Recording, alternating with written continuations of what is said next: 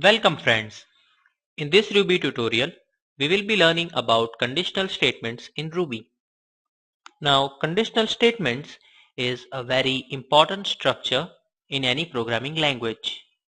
You can decide whether to execute a given line of code or the other using these conditional statements. If you are familiar with any other programming language, conditional statements are very different in each language, and so is true with Ruby. This is a small Ruby program.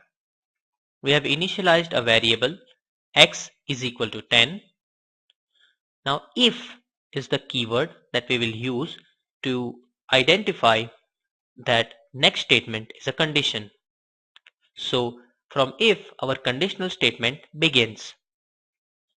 We have written if x greater than 10, that means if x is greater than 10, puts x is greater than 10. Now this is strange because in most of the programming languages you will have a parentheses, but here we don't have any parentheses, so this is the Ruby convention and we have to follow that.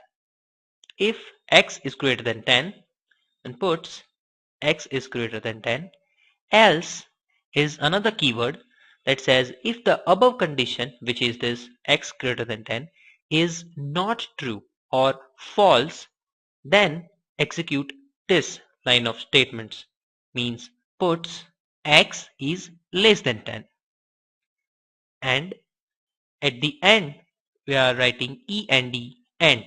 So in this way we come to know that our conditional statement is now over. Once again, let's repeat. If x greater than 10, puts x is greater than 10, else puts x is less than 10, end. So this is our conditional statement. We are into the command prompt. In our Ruby and example folder, type Ruby and then test.rb, which is our file name. It says x is less than 10. But wait a minute. X is neither greater than 10 nor less than 10. It is equal to 10. So how do we solve this? Because it is not greater than 10, not less than. Well, there are several ways to solve this. We can solve it using greater than or equal to, or there is one more way. In one more way, we can use else if. Now this else if means if this is not true, else if this is true. So it looks for this statement if the above statement is not true. So it will check like this. It is greater than 10. No. Then it will check for this statement. And you can go along and add else if in your program to make it bigger and to have many choices as you want. So then it checks for x is equal to 10.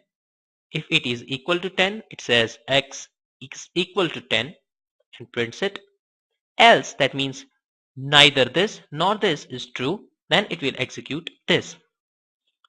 Mind here that else if is written as ELSIF, not ELSEIF.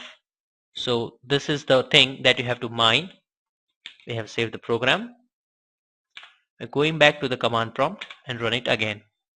Now it's correct. It says x is equal to 10, and that is our desired output of this file. Thank you.